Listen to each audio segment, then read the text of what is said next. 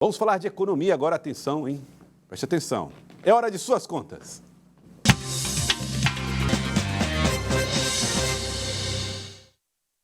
Aqui já está Lídia Brito. Tudo bem, Lídia? Seja bem-vinda. Boa tarde, Joelson, a você e a todos que nos acompanham. Vestindo o verde da esperança daqueles que estão endividados, mas que podem melhorar as suas contas com a ajuda aqui da nossa Lídia Brito. Bom, Lídia, vamos falar um pouquinho de investimento, né? As pessoas, às vezes, têm um dinheirinho ou querem fazer sobrar um dinheirinho, né, nessa dificuldade toda e querem investir. Existem opções para isso, né? Existem diversas opções, Joelson, são vários os caminhos, mas as pesquisas mostram que quando o assunto é investimento, o brasileiro ainda tem um certo desconhecimento sobre esse assunto e isso leva muita gente a perder a oportunidade e a perder dinheiro.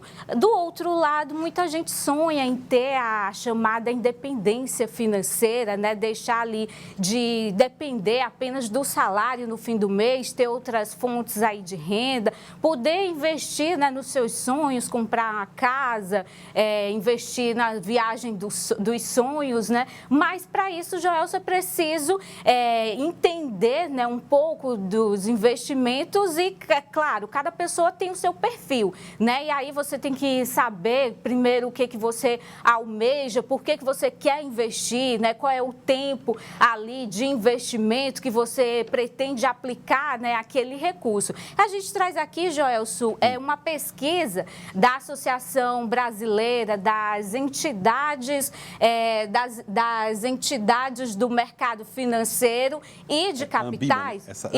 A Ambima, que mostra aqui um pouco do cenário, né, de onde é que o brasileiro investe o seu dinheiro. E aí, Joelson, essa pesquisa é interessante que ela foi feita agora em 2022 e ela foi feita com pessoas da classe A, B e C, né? A gente não está falando daquelas pessoas que não tem mal ali o dinheiro para comprar comida, muito menos para investir, né? A gente está falando aqui de pessoas que, teoricamente, teriam condições, né, de fazer ali um investimento no fim do mês, né? Guardar ali um pouquinho, investir um pouquinho do seu dinheiro.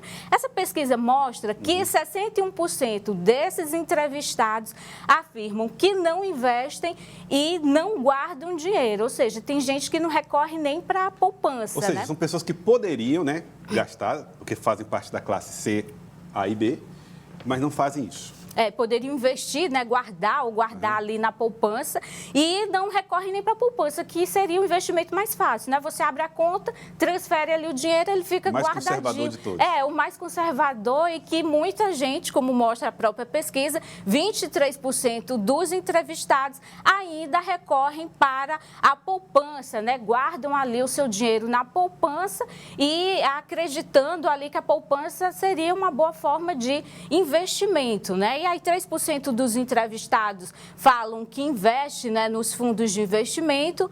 Tem aí a outra cartela também. Vamos ver a outra aí. 2% os títulos privados, 2% as moedas digitais, né, que estão chamando a atenção, né? Aquela história de Bitcoin. Isso, agora tem muita gente interessada, começando a estudar, né, buscando entender como é que funciona esse investimento. E 2% falam aí nas ações, né, na Bolsa de Valores, e 2% compra e vendas de imóveis. E aí, olhando para essa tabela aqui, a gente vê, né, o quanto o brasileiro ainda investe na poupança, né? E aí a gente lembra, a poupança, ela rende, Joelson, abaixo da inflação, né? Apesar da poupança ela ser isenta do imposto de renda, né? Mas ela rende abaixo da inflação, então você pensa que você está ali ganhando dinheiro, né? Mas na verdade você pode estar perdendo, porque se você investir o seu dinheiro em outra forma de investimento dentro aí da renda fixa,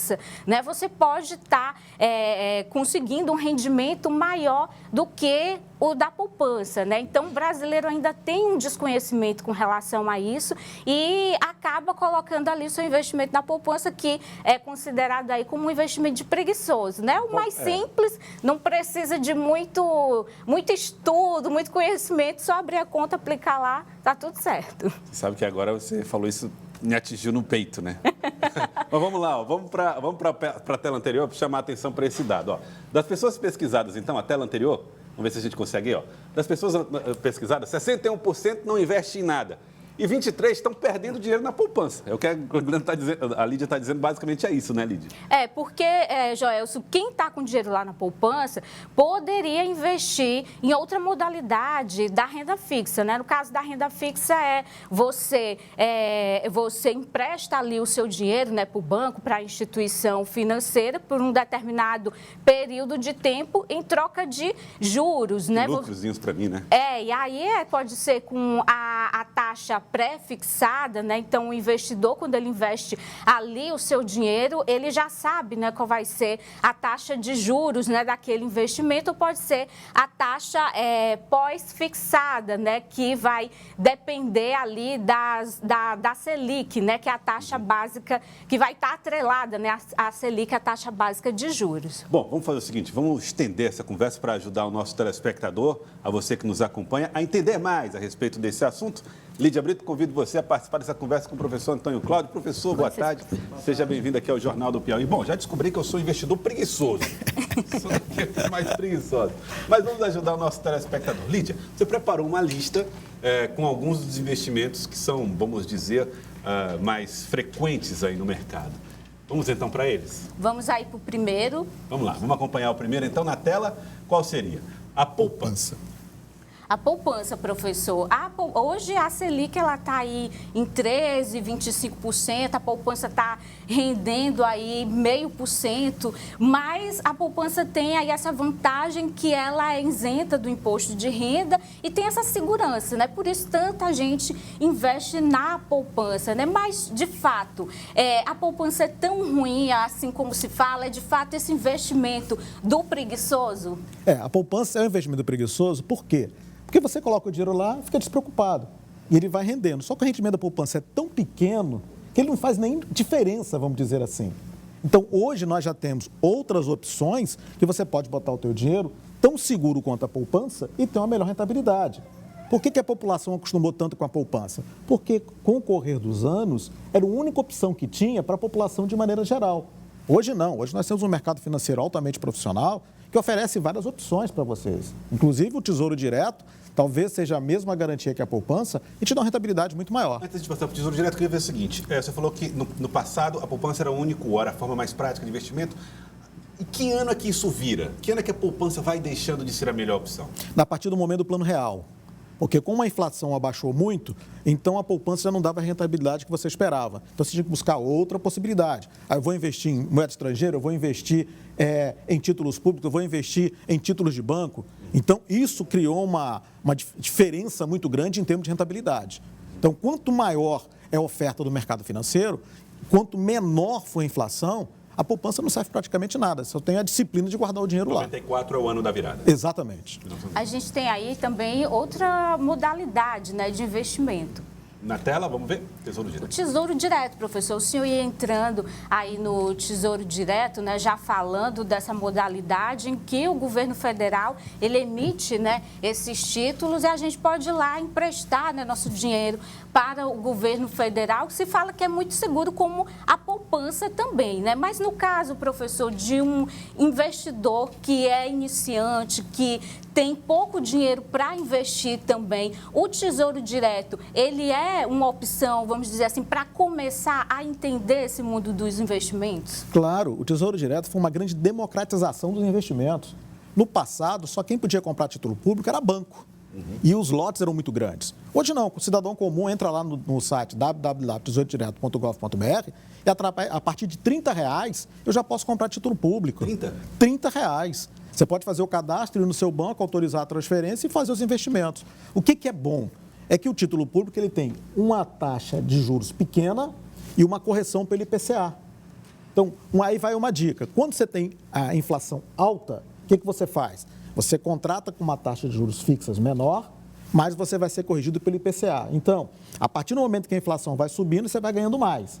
Quando a inflação desce muito, você tem que contratar com uma taxa fixa maior. Por quê? Você mantém uma taxa alta e ela vai caindo com o tempo. E o Tesouro Direto te dá essa opção. Porque tem as duas opções, com taxa fixa e indexado a uma reposição da inflação. É possível a gente fazer, só para dar uma ideia para o telespectador, se eu botar R$100 no Tesouro Direto e 100 na poupança, qual vai ser a diferença em um ano? Ao final de um ano, você tem 106 na poupança e 112, 103 no Tesouro Direto. O dobro do rendimento. Com certeza, não tem nenhuma dúvida. Lídia Brito. E a gente tem também aí, agora, outra modalidade de investimento, né?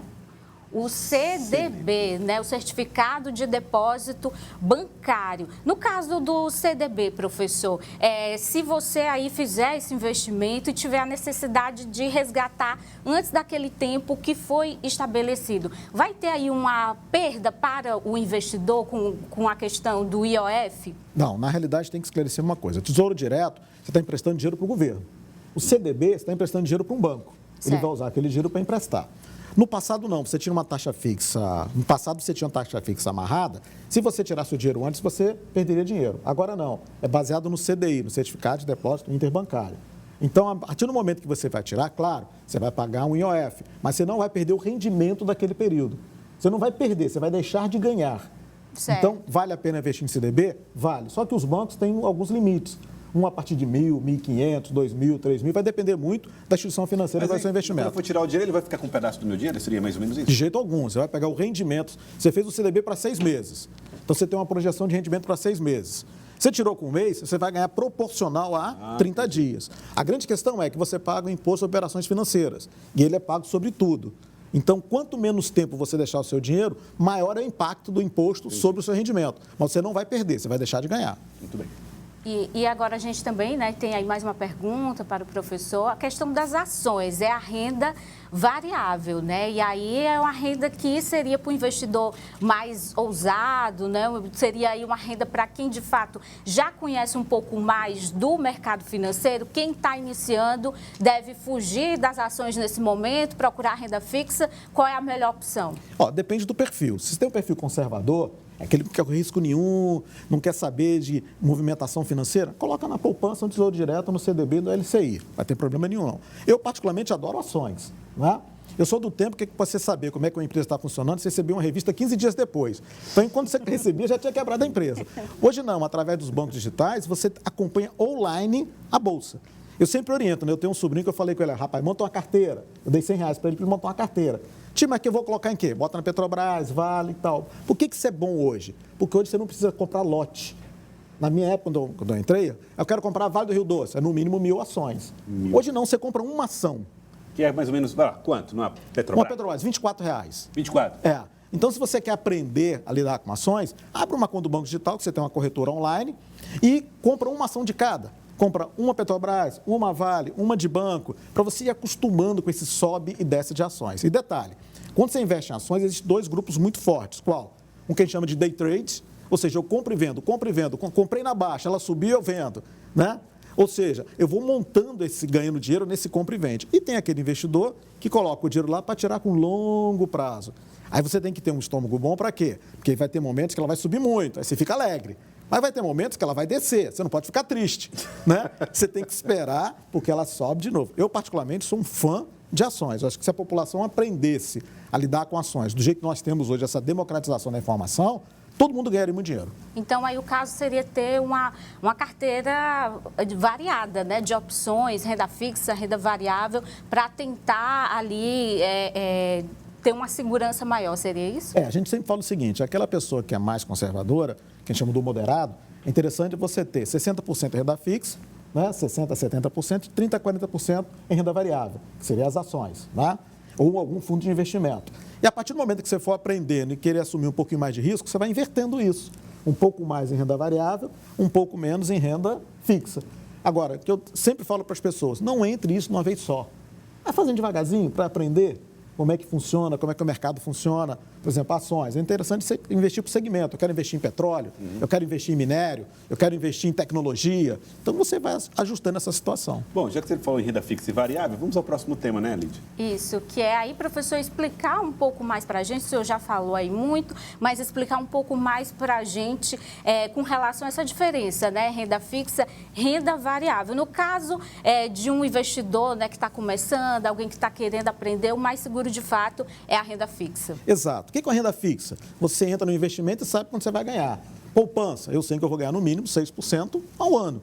Então, deixando meu dinheiro lá, se eu mexer ou não mexer, se a inflação subir ou descer, eu sei que eu tenho aquele rendimento certo. Eu faço um CDB, então eu tenho CDI mais um juro. Então, eu sei que o CDI, o Certificado de Depósito Bancário, sempre tem uma rentabilidade. Então, eu já sei mais ou menos quanto vai pagar. Agora, eu invisto em criptomoedas. Né? Um dia ela está lá em cima, outro dia ela está aqui embaixo. Eu tenho a noção quanto eu vou ganhar? Nenhuma. Você está correndo risco assim, totalmente. Aliás, eu chamo até quem investe nisso hoje é o audacioso. Né? Muito parte da juventude hoje que acompanha gosta de investir. Ações, por exemplo. Ações têm uma variação muito grande? Depende muito. Se eu quero uma empresa, que é uma empresa jovem, que está investindo muito agora e está crescendo muito rápido, eu tenho que ter um pouco de segurança. Agora, eu vou investir num banco que já tem um tempão de bolsa, vou investir numa Petrobras que já tem um tempão de bolsa, numa Vale. Aí não, eu posso ficar tranquilo que ela sobe muito devagar, ou ela desce um pouquinho devagar de acordo com o mercado interno e com o mercado externo. Então, eu vou aprendendo como isso vai funcionando. É muito interessante. E aí, professor, para começar, a pessoa ela deve procurar o seu banco, procura uma corretora, como é que começa? Vai na internet, vai no Google. Para iniciar esse processo de investir nessas diversas possibilidades, né, de investimento que existem. No primeiro momento, procura o gerente do seu banco. Né? Ele vai te orientar o que fazer. Agora, você tem que ter um pouco mais de criticidade. Né? Você vai conversar com ele, você tem que saber pelo menos aquilo que ele vai falar. Então, aí você vai anteriormente no Google. Olha, eu quero investir em CDB. O que é um CDB? Eu quero investir em ações. O que é uma ação? Como é que funciona? Porque quando você conversar com ele, você já sabe se ele está te orientando de maneira correta ou se ele quer só cumprir a meta dele. Ele tem metas para bater lá, né? Ele quer vender os produtos que ele tem. Então, exato. Agora, a minha dica eu dou o seguinte. Hoje, quando você abre conta do Banco Digital, você tem acesso direto à corretora dele sem ter que abrir conta na corretora. Então, você quer fazer um investimento, eles perguntam, investimento em quê? Poupança, CDB, fundos, eu quero investir em tesouro direto ou em ações? Eu quero investir em criptomoeda e ações. Ele já te joga para um app e você pode administrar, está subindo, está descendo, como é que está? Eu sou um conservador. Então, você pode investir no CDB, no LCI, no LCA, numa poupança. Então, hoje você tem tanta informação de maneira tão fácil fazer isso que você mesmo pode gerenciar. Agora, o que eu digo sempre? Comece a fazer pouquinho para aprender, né? Hoje não é difícil fazer isso, eu preciso de um grande especialista para isso? Não. Desde que você comece um pouquinho.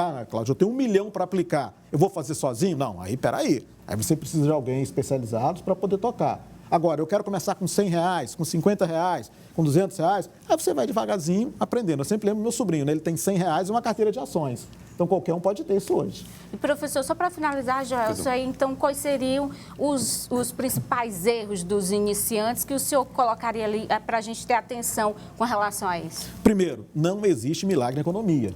Essa questão que, eu tenho aqui um grupo que está oferecendo uma taxa de 5% ao mês, que o meu dinheiro dobra a cada 2 meses. E isso não existe. Qual é a taxa média hoje? Entre 1% e 1,5%. Outra, ninguém fica rico da noite para o dia. Você tem que ter paciência para o seu dinheiro ir crescendo devagarzinho. Outra é procurar uma orientação que você confie. Né? Eu brinco muito com os colegas de banco, não que eles sejam errados, mas eles recebem tanta pressão que eles querem bater as metas deles. Então, de acordo com o que ele te ofereceu, não é o melhor para o seu perfil de clientes, nem para o tipo de dinheiro que você tem. Então, isso tudo tem que ser muito bem ajustado. Então, tem que ter uma noção. E outra, leia antes sobre esse assunto. Hoje nós temos um monte de informação, especialmente em Google, que você não vai chegar lá totalmente cru. Você já vai ter uma noção como aquilo funciona. Quero agradecer, professor Antônio Cláudio. Obrigado pela participação aqui com a gente. Eu que agradeço, espero ter orientado aí muitos investidores a ganharem dinheiro dentro do mercado financeiro. Muito Quando bem. o Gelson vai sair da poupança, vai começar a Aliás, aqui você tem perfis diferentes. Aquele investidor de 1 milhão e aquele mais preguiçoso. Entendi. Quem dera.